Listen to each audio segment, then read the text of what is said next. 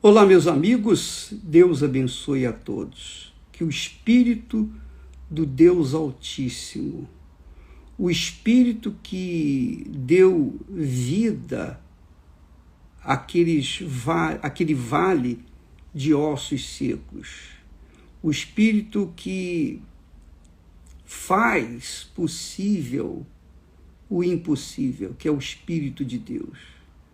O Espírito de Deus que disse, haja luz, e do nada a luz se fez. Esse Espírito venha conduzir o seu espírito, quer dizer, o seu entendimento, a sua inteligência, a sua razão, que não tem nada a ver com emoção, não tem nada a ver com coração. Porque a fé inteligente usa, pauta, estabelece, sustenta, fundamenta a sua vida na palavra de Deus. Muitas pessoas fundamentam suas vidas nas filosofias baratas desse mundo. Mas os filósofos que as proclamaram estão mortos, morreram nos seus delitos e pecados.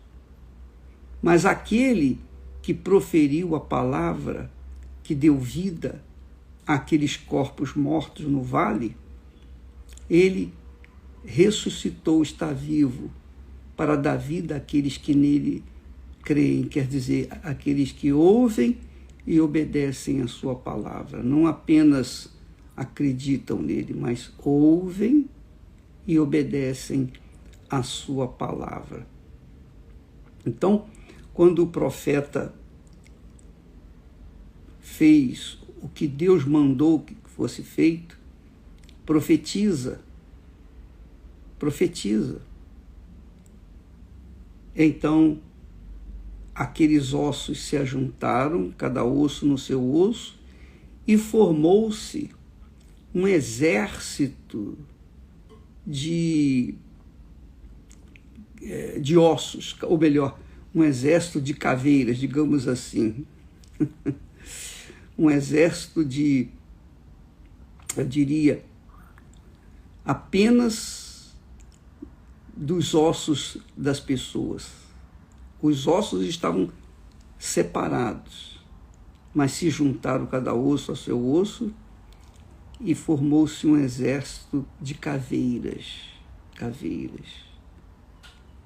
esqueletos. E então, conforme o profeta falava, profetizava, obedecia a palavra de Deus,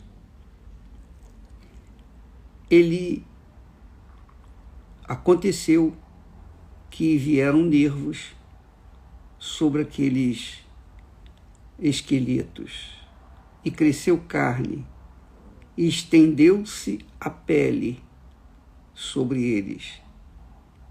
Mas não havia espírito. Então nós temos aí a fotografia do mundo, a fotografia da sociedade que nós vivemos, a fotografia desse mundo tenebroso. Muitas pessoas são ossos secos separadas, seus ossos estão separados pelo vento das dificuldades.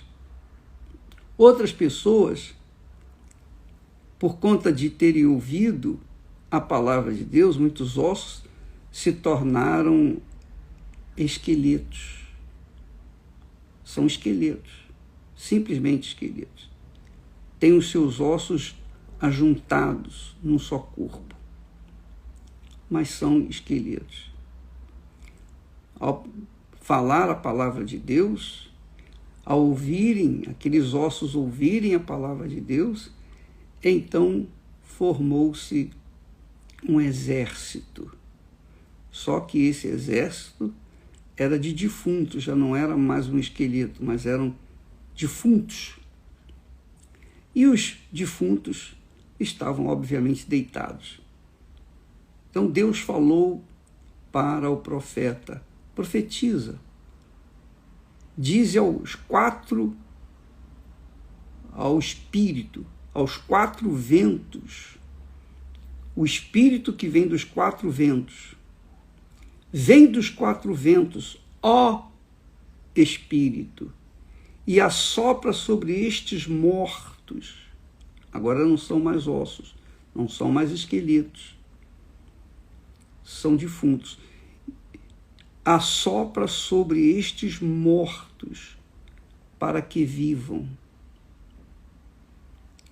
Então o profeta diz: eu profetizei como ele me deu ordem. Quer dizer, o profeta não tinha que sentir: ah, será que vai dar certo? Não vai dar certo? Não. Ele tinha só que obedecer. E esse é o segredo da fé. A fé inteligente. Porque a fé inteligente, ela obedece sentindo ou não sentindo. Não interessa os sentimentos do coração. Não interessa as emoções. O que interessa é o seguinte: mandou fazer, eu vou fazer. Eu vou obedecer. Acabou. Não tem mais, menos. Ou é ou não é. Conforme ele obedecia, então o Espírito entrou neles e viveram. E se puseram em pé. E formou-se um exército grande em extremo. Então, muitas pessoas, e eu considero isso aqui a mesma coisa que acontece dentro das igrejas, especialmente na Igreja Universal do Reino de Deus. Muitas pessoas têm os seus corpos restaurados, muitas pessoas têm os seus ossos juntados no mesmo corpo, muitas pessoas são corpos defuntos, estão dentro das igrejas, são capazes de adorar a Jesus, são capazes de serem fiéis nos seus dízimos, nos seus votos, nos seus compromissos assumidos diante do altar. Mas não são capazes de obedecer a palavra de Deus. Aí é que está o problema. Aí é que está o grande problema. E essa é a razão da ilusão da religião. A religião ou as religiões levam as pessoas a uma fé emotiva, uma fé sensacionalista. Então, as pessoas naquele momento, diante da música, da oração bonita, da palavra meiga, daquela palavra, ah, Jesus te ama, aquelas xaropadas, eu digo xaropadas, porque tudo isso só promove pessoas nascidas da carne, não do Espírito Santo. E quando a pessoa é nascida da carne, ela é convencida de que é de Deus, ela é convencida que tem o Espírito Santo, ela é convencida que é fiel a Deus, que Deus é com ela. Mas como é que se prova que ela é de Deus? Como é que uma pessoa é provada se é de Deus ou não? Aí Deus permitiu e permite as tribulações. Porque nas tribulações, só suportam as tribulações os que são do Espírito, nascidos do Espírito. Porque quem é nascido da emoção, da mesma forma como sente aquela emoção na hora do louvor, da adoração, dos cânticos, da música, do lero-lero que acontece nas igrejas, ao mesmo tempo que elas sentem aquela emoção, na hora da tribulação, elas sentem tristeza. Elas sentem justamente o oposto do que elas sentiam lá dentro da igreja. E aí, o que acontece? Elas desaparecem, elas desanimam. Poxa, quando eu comecei, eu era tão fervorosa, tão fiel. Hoje eu já não consigo mais ser fiel. Hoje eu não consigo mais ser leal ao meu Senhor e Deus. Elas conhecem Jesus, assim, teoricamente, mas não na prática. Então essas pessoas que vivem essa fé fantasiosa são religiosas. São os religiosos que seguem a procissão e não sabem por que estão ali seguindo a procissão. Então, isso acontece em todas as religiões, em todas as igrejas. E o pior de tudo é que há líderes e aos montões que estimulam essa emoção, esse emocionalismo, esse sentimentalismo. Estimulam. Suas pregações são politicamente corretas, suas palavras meigas, saborosas, que fazem as pessoas adorarem até o pastor. Essa é a realidade. Da mesma forma como os incrédulos adoram os artistas, os jogadores de futebol, da mesma forma como se adora aquele que tem um talento aí, também, um momentinho só. O que é, Esther? Então, a Esther veio me chamar, atenção que tem um cisco aqui. Bom, com cisco ou sem cisco, seja lá como for. Então, você verifica, minha amiga e meu amigo, quantas pessoas se fanatizam por conta de uma fé emotiva. Quantas são as pessoas que são, na hora da provação, é que se vê que a fé era emotiva, porque elas saem fora, elas derretem. Na hora das tribulações, na hora das dificuldades, na hora do vamos ver, elas derretem. E não é isso que Jesus nos ensina. Jesus disse, no mundo tereis aflições. Falou para os discípulos, não falou para os incrédulos, não. Ele falou para os discípulos, para todos os que seguem a ele, olha, no mundo tereis aflições. Mas tem de bom ânimo, porque eu venci o mundo. Deus, amiga e amigo, não permite facilidades para nós. Ele nunca me deu facilidade. Nunca, nunca, nunca Deus fez mágica na minha vida. Nunca Deus abriu o mar vermelho e eu passei a pé enxuto, tranquilo, até cantando e louvando a Ele. Não, negativo. Eu passei por mares vermelhos, mas eu passei perseguido por Faraó, perseguido por presidentes, perseguido por juristas, juízes, promotores, religiosos. Eu passei pelo crivo e eu tenho passado pelo crivo da tribulação. Mas o que me fez resistir, o que me faz resistir é que a minha fé não está fundamentada numa emoção, num sentimento. Se eu sinto bem ou se eu sinto mal, não me interessa. O que importa é o que eu creio, porque o sentir está no coração e o que eu creio, a crença, a fé inteligente, está na mente, no intelecto. Então eu tenho certeza que Ele é comigo, porque Ele prometeu. Ele disse, no mundo tereis aflições. Isso está garantido para todos os seguidores de Jesus. Todos, todos. Quem é, quem não é, quem se diz cristão ou quem não é cristão, todos nós passamos pelo crivo da tribulação. Mas Jesus disse: tem de bom ânimo. Tem de bom ânimo porque eu estou contigo. Eu sou contigo.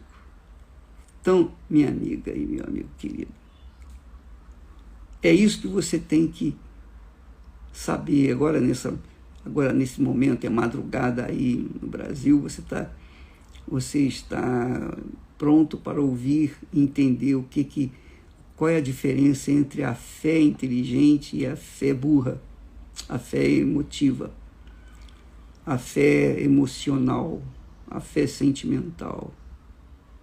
Enquanto a gente não tiver não tiver tido um encontro com o Senhor Jesus, não conhecê-lo como ele é, enquanto você não conhecer o Senhor Jesus, e isso só é feito mediante a sua busca, a sua entrega, a sua rendição, você abandonando os seus pecados, você abandonando a vida errada, dando uma guinada de 180 graus e andando na direção de Deus, começando a obedecer a sua palavra, que é nesse caminho de obedecendo a palavra de Deus dia após dia, após dia, após dia, é que Deus vai fazer possível você conhecer o Filho dele. E quando você conhecê-lo, você nasce de novo. Foi o que aconteceu com Jacó lá no Val de Jaboque. Ele se transformou, ou melhor, ele foi transformado num novo homem, uma nova criatura, uma nova mente, a mente do Senhor Jesus. Então, a partir dali, Jacó, quando foi transformado em Israel, ele estava pronto para enfrentar qualquer dificuldade, qualquer tribulação, qualquer luta, qualquer problema, porque agora ele era um novo homem, uma nova criatura, uma criatura à imagem de Deus, uma criatura cuja natureza era divina. E isso tem que acontecer com você, tem que acontecer com todos, não é só com o pastor, com o bispo, os oficiais da igreja, não, é com todos, porque Deus quer salvar todos.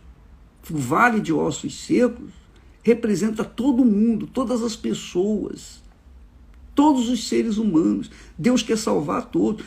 Jesus não veio para salvar o espírito, não.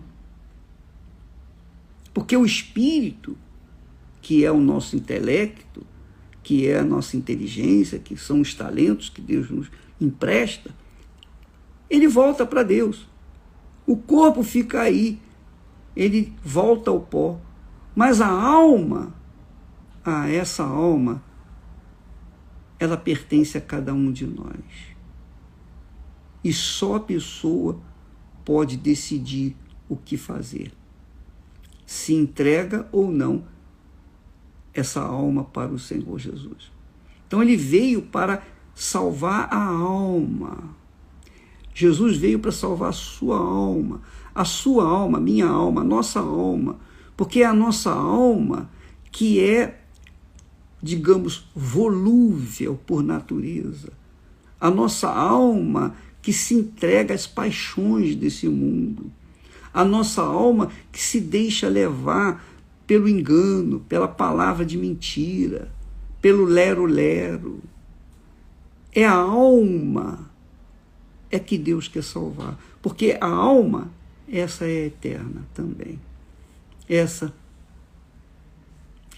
é eterna, ninguém pode matar uma alma. Assim como Deus não matou Satanás, porque ele criou, tudo que Deus cria é por toda a eternidade. Ele é o criador de tudo que ele cria para toda a eternidade. Se a pessoa vai viver para ele vai viver na presença do Todo-Poderoso por toda a eternidade. Se a pessoa vai sofrer por toda a eternidade, é por toda a eternidade que ela vai sofrer a quem ela serviu, ao Deus que ela serviu, ou às suas paixões que ela se entregou. Então Deus quer salvar você, amiga e amigo. Ele quer libertar você dessa angústia. Quando você sofre, Quando nós sofremos, quando você tem uma dor de dente, é a alma que sofre aquela dor. É a alma. É a minha alma que usa a minha boca para falar com você. Claro, sujeita ao espírito, ao intelecto. Então, a minha alma, se eu tenho a mente de Cristo, a alma obedece à mente que é de Cristo e fala a palavra de Deus. Mas se eu não tenho a mente de Cristo, é óbvio que a minha alma vai se entregar às fantasias e ilusões que esse mundo oferece. Então, Deus quer salvar a sua alma, mas você não pode, obviamente, não pode, de forma nenhuma, deixar-se levar por ela, pela sua alma, porque ela é corrupta por natureza. A natureza da alma humana é corrupta, desde Adão e Eva. Desde Adão e Eva. E não tem jeito. Só tem jeito de uma forma. Quando essa alma reconhece Jesus como Senhor e Salvador. E só a Ele entrega a sua vida. Só Ele adora, só Ele reverencia. Ele é o primeiro. Deus quer dizer alguém que é adorado, louvado, que está acima de tudo e todos, é o primeiro na nossa vida. Então, se você coloca seu marido, sua mulher, sua filha, seu filho em primeiro lugar, seu pai, sua mãe em primeiro lugar, então eles se tornam seu Deus, os seus deuses, né? Então Deus quer salvar a alma, Ele veio para salvar a alma que é corrupta, a alma que não pensa, a alma que só quer sentir. Então, quando uma pessoa tem depressão, por exemplo, ela quer distrair o quê? O espírito? Não, ela quer distrair a alma, porque a alma é que sofre a tristeza, a alma que sente a dor da tristeza, e é uma dor insuportável, é uma dor, dizem, eu não sei o que é isso, mas dizem que é uma dor insuportável, porque não tem como curar essa dor, não tem remédio, a não ser dar morfina ou alguma coisa que a pessoa adormeça e fica dormindo. Por isso que as pessoas que têm depressão querem morrer, porque elas pensam que morrendo o corpo, a alma vai ficar livre. Não, não vai não. Aí é que vai começar a sofrer. Porque se aqui no mundo já é um pedacinho do inferno, imagine o que é o inferno. Quando a alma se destrói, quando a alma se mata, melhor dizendo, quando a pessoa se mata, se suicida. Deus quer salvar a sua alma, minha amiga, meu amigo. Use a sua inteligência. Dá uma chance para Ele. Faça um teste com Ele. Se você quiser, você tem o direito. A inteligência humana dá o direito de a pessoa falar com Deus. Se o Senhor existe, o Senhor me perdoe. Mas se o Senhor existe, o Senhor tem que mostrar que existe na minha vida. E foi exatamente isso que aconteceu aqui. Deus falou para Ezequiel: vem, ó Espírito, e assopra. E aqueles mortos tornaram-se vivos. E tornaram-se um grande exército. Aí ele diz aqui, que eu quero que você saiba, ele diz assim, para o povo dele. Ele diz assim, no versículo 14, olha que bacana.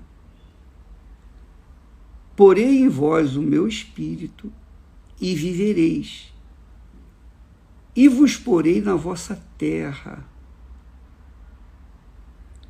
e sabereis que eu,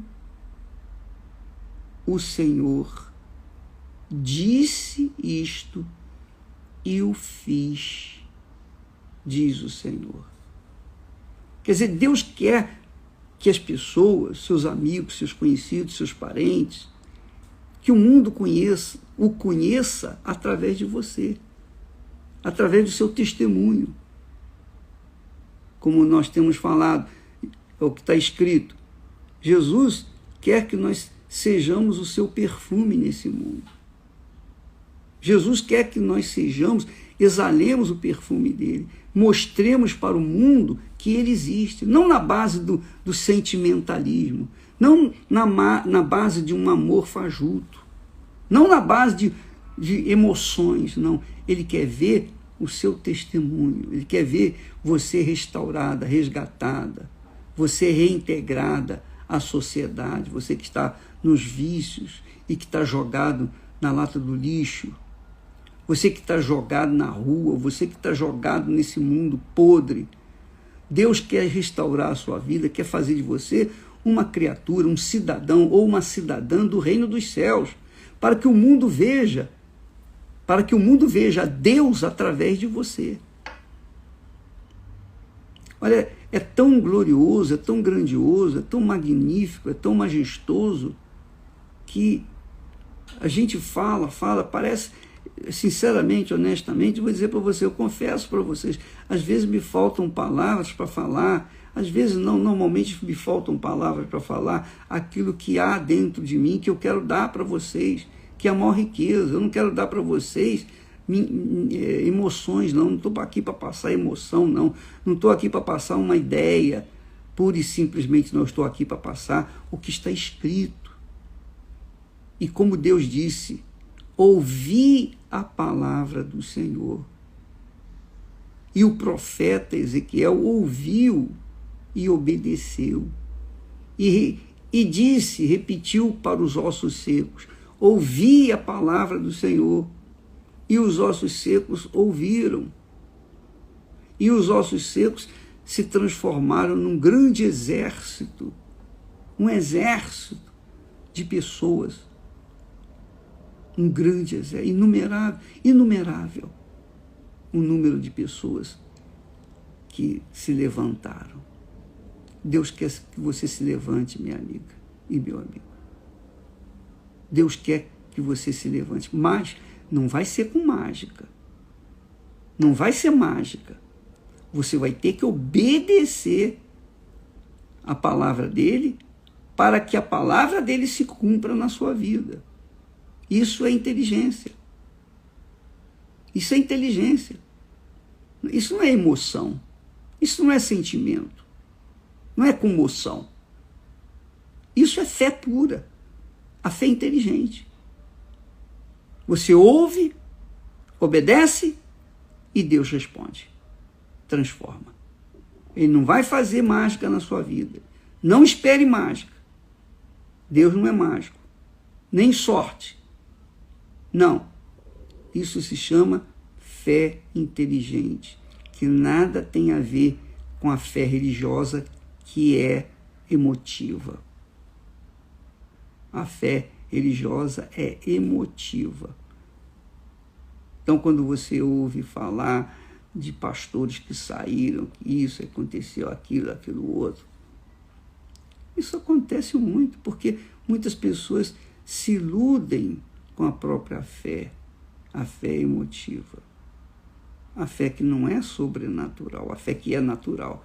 E aí, em determinados momentos de dificuldades, de aflições, de angústias, de tribulações, porque elas não nasceram de Deus, porque elas não cultivaram a fé inteligente apoiada na palavra de Deus, porque elas não cultivaram a sua vida na palavra de Deus, elas não confiaram, aí desistiram no meio do caminho. E Jesus disse, aquele que perseverar até o fim, esse será salvo. Esse é vencedor. Você tem que perseverar até o fim, do jeito que você está indo. Não importa, você tem que perseverar até o fim. Não adianta você perseverar até 99% do caminho. Se você desanimar, você perde. tem que ser até o fim, para que você possa tomar posse da vida eterna. Entendeu, minha amiga, meu amigo? Isso se chama fé inteligente, fé sobrenatural, a fé que vem de Deus, que nada tem a ver com a fé natural, a fé emocional, a fé sentimental. Quantas pessoas casam na base da fé emocional? Quantas pessoas casam na base da fé sentimental? Se entregam, é ou não é? E talvez você que está me assistindo agora tenha caído nessa cilada. Você casou porque você dizia que amava, você acreditou que era amada. Mas depois que você casou, ou juntou, o que aconteceu? Que você foi começar a viver junto. Minha mãe dizia, você quer conhecer uma pessoa, cria galinha junto com ela. Aí você vai conhecer aquela pessoa. Entendeu? Então você começou a criar galinha junto com a pessoa com quem você se relacionou. Pronto, você descobriu os erros, as fraquezas dela e acabou desfazendo esse casamento. Casamento feito na base da emoção. Então, a fé também é assim. A fé natural é assim. Você se ilude com as pessoas, você se ilude com a religião, você se ilude com tudo. Você se ilude com tudo. Mas quando ela é sobrenatural, quando a fé é sobrenatural, você não se ilude. Você faz o que crê que vai dar certo. E aí sim, essa é a fé que faz a gente merecedor diante de Deus. A fé inteligente, a fé sobrenatural, que é Deus quem nos dá. Como que Ele nos dá essa fé? Quando você lê a Bíblia, quando você medita na palavra de Deus, não apenas lê, não decorar a Bíblia, porque muita gente decora a Bíblia, apenas sabe a Bíblia de cor e salteado, mas aquilo que está escrito não é prático para ela não pratica aquilo. Então não adianta nada. Ah, mas eu conheço a Bíblia. O diabo conhece a Bíblia. Então, a fé sobrenatural é uma fé que vem da Bíblia, da palavra de Deus. Você lê, você absorve o pensamento de Deus, você bebe do pensamento de Deus, você se satisfaz com o pensamento de Deus e você começa a obedecer. Isso se chama fé inteligente, fé sobrenatural, que o mundo não conhece. Os religiosos não conhecem, infelizmente, desgraçadamente. Mas que é a que salva. É o que traz vida e vida com abundância. Portanto, nesse momento de tribulação, de pandemia, quantas pessoas desistem da fé? Quantas pessoas desanimam da fé? Por quê? Porque eram carne, nascidos da carne.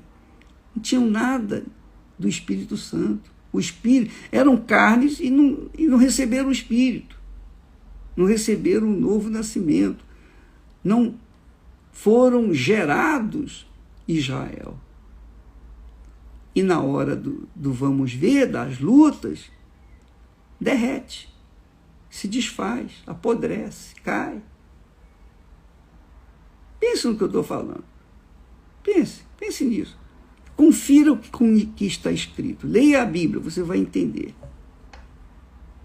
Às vezes eu sou rude, eu sou até estúpido, eu não tenho nem palavras para exprimir o que eu falo. Às vezes eu fico tão revoltado. Você sabe como é que é a situação? Por exemplo, o médico, ele está diante do enfermo e ele sabe qual é a doença que o enfermo tem, ele tem o remédio, ele tem tudo, ele dá para o para o doente, tá, você tem que fazer isso, isso, isso e aquilo. Mas o doente insiste em seguir o seu coração. Não, eu não vou fazer isso, eu vou fazer aquilo, eu vou fazer aquilo outro. O doente não aceita se submeter. Ora, o que o médico pode fazer? O médico desiste, deixa a pessoa para lá. E aí o paciente vem e morre. Mas morreu por quê? Morreu porque foi eu diria, desobediente, foi rebelde, não quis atender aquela voz. Bem, minha amiga e meu amigo, assim é a palavra de Deus. Você, se tiver a fé sobrenatural, você vence todas as tribulações, todas. Você vence todas as aflições, porque Jesus é com você. Ele disse, no mundo tereis aflições. Ele está falando para os seus seguidores. No mundo tereis aflições, mas tende bom ânimo. Eu estou contigo.